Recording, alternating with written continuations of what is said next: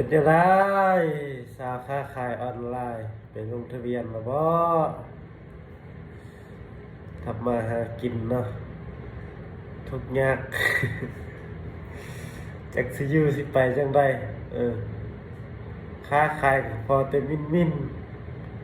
เงินได้ก็มาใส่ค่าโฆษณาหมดภาษีก็ไปเก็บตื้มใส่โฆษณาก็ได้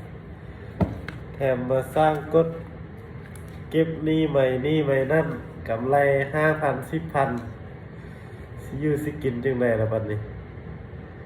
คันมันได้กำไรหลายคือแต่ก้อนก็คือสิโอเคเนาะยิงโฆษณาก็เอาถึกมันนี่เล่นเงินมันเป็นเล่นเงินตาตั้งประเทศเฮาแลกเงินมาโฆษณามัน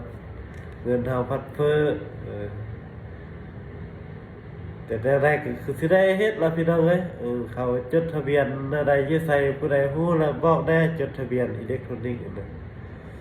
จำเป็นก็สิได้เฮ็ดอะไรเฮ็ดอะไรบ่เฮ็ดก็มีแต่สิได้เบอร์ปลูกบนต้นอยู่บ้านพุ่น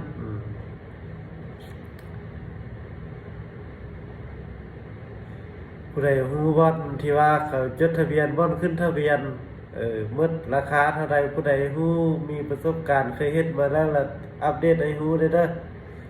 เดี๋ยวสินำไปดอกบ่มีเงินก็สิเก็บสิหาเก็บขี้เหงื่อไปเฮ็ดนั่นแหละ